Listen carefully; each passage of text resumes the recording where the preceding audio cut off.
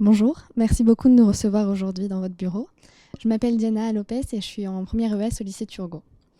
La direction des affaires juridiques a été créée en 1998, donc très tardivement comparée aux autres directions connues du ministère, telles que le Trésor public. Pourquoi si tardivement et quelles sont ses missions ? Bonjour à tous les quatre. Effectivement, la direction des affaires juridiques a été créée en 1998. Nous fêtons d'ailleurs cette année nos 20 ans. Et auparavant, la fonction juridique était assurée au sein des différentes directions. Et en fait, la direction a été créée sur la base de 3 services. L'agent judiciaire du Trésor, la commission centrale des marchés qui s'occupait de marchés publics, et puis les services juridiques du ministère de l'Industrie. Alors effectivement, ça peut paraître tardif par rapport aux autres directions de Bercy, mais il faut savoir que la direction des affaires juridiques est une des plus anciennes directions juridiques de l'État. En fait, elle a été créée donc il y a 20 ans et c'est assez ancien. Alors pour ce qui est des missions de la direction, elle a une mission d'expertise et de conseil des différentes directions des ministères économiques et financiers, conseil également des ministres et de leur cabinet. Et puis il lui arrive également de donner des analyses juridiques pour des administrations extérieures à Bercy. Donc ça, c'est sa première mission, mission de conseil et d'expertise. La direction a aussi la charge de la réglementation de la commande publique et des marchés publics, et donc elle veille à la bonne application de cette réglementation. Et puis enfin, dernière mission, le directeur ou la directrice en l'espèce est agent judiciaire de l'État, ce qui signifie qu'il ou elle a le monopole de la représentation de l'État devant les juridictions judiciaires lorsqu'est en jeu un intérêt financier, que ce soit en demande, c'est-à-dire que lorsque l'État réclame de l'argent, ou en défense, lorsqu'on réclame de l'argent à l'État devant les juridictions judiciaires. Alors pour vous donner un exemple d'actualité sur ce rôle d'agent judiciaire de l'État, il a été partie civile dans un certain nombre de procédures impliquant les dégradations commises par les Gilets jaunes. Bonjour, je me présente, je m'appelle Lounia Sadik et je suis en première ES1. Dans le décret numéro 98-975 portant sur la création d'une DAJ au ministère de l'économie et des finances, il est écrit que l'une des missions de la DAJ est de proposer au ministre de l'économie et des finances des réformes de la législation et de la réglementation.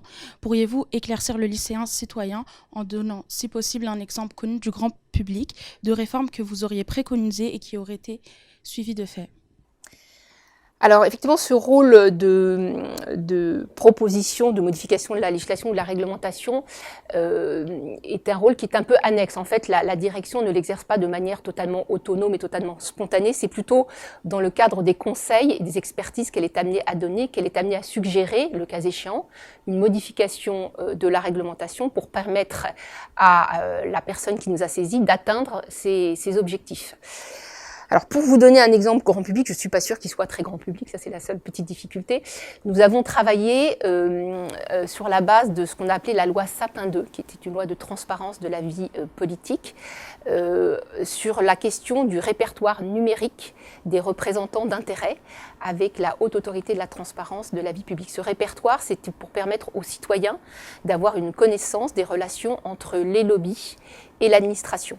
Et donc dans ce cadre, nous avons travaillé pour déterminer les modalités et les obligations de chacun au regard de ce répertoire numérique des représentants d'intérêt. Bonjour, donc je m'appelle Alice Malak, élève de première ES1.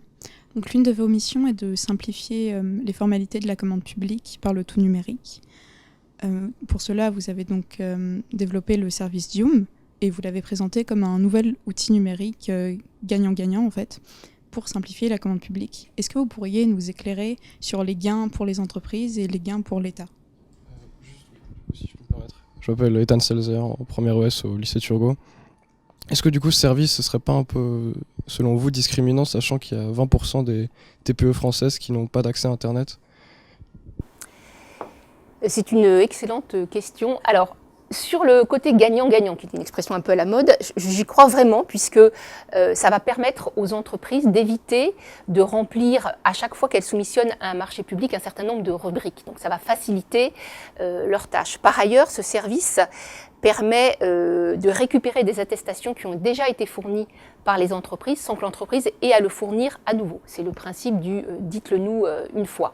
Donc pour les entreprises, c'est bien sûr gagnant. C'est gagnant aussi pour l'État et plus généralement pour les acheteurs publics parce qu'ils n'auront pas eux aussi à remplir un certain nombre de formalités répétitives. Pour vous donner un ordre de grandeur alors un peu au-delà du service d'humain, sur la dématérialisation complète de la passation des marchés publics, la Commission européenne a estimé que les gains pouvaient être évalués entre 5 à 20% du montant de la commande publique. Alors c'est un chiffre qui est assez global. Une autre illustration peut-être plus concrète de ces gains, c'est en matière d'impression papier et de courrier. On a chiffré les gains à 33 millions pour les acheteurs publics et 84 millions pour les entreprises. Donc voilà, c'est très concret en fait en termes de gains et d'avantages. Le service d'humain et plus généralement la dématérialisation de la passation des marchés publics, c'est vraiment la simplification de ces procédures qui sont souvent jugées un petit peu complexes. Alors sur l'aspect effectivement accès des TPE-PME à Internet. Alors c'est un sujet qui est un sujet récurrent et qui dépasse assez largement le champ de la commande publique, puisque c'est aussi l'accès aux services publics, c'est l'accès à toute une série de connaissances et de services. En fait, ça s'inscrit dans un plan beaucoup plus global du gouvernement sur l'accès des entreprises au numérique et la transformation numérique des entreprises. Et le gouvernement d'ailleurs a lancé le 15 octobre dernier une nouvelle plateforme intitulée France Num, qui recense en fait l'ensemble des services qui sont mis à disposition des entreprises pour pouvoir effectivement accéder à Internet et réussir leur transformation numérique. Donc ça offre un certain nombre de ressources. Je pense que c'est dans ce cadre-là en fait que ce problème d'accès des TPE-PME à la commande publique pourra être réglé. Maintenant qu'on vous a posé ces questions, est-ce que vous pourriez nous donner à peu près, nous raconter votre parcours scolaire pour en arriver à la directrice de la DAG aujourd'hui ? Alors mon parcours scolaire, donc j'ai passé un bac scientifique, puisqu'à l'époque effectivement c'était il y a beaucoup de bacs scientifiques. J'ai fait Sciences Po, et puis après je suis rentrée à l'Assemblée nationale. C'est un concours administratif où j'ai passé un certain nombre d'années. J'ai fait du cabinet ministériel ministère de la Justice. Puis j'ai intégré le Conseil d'État au tour extérieur. Je suis restée 4 ans et j'ai exercé après cela les fonctions de directrice des affaires juridiques de l'AP-HP.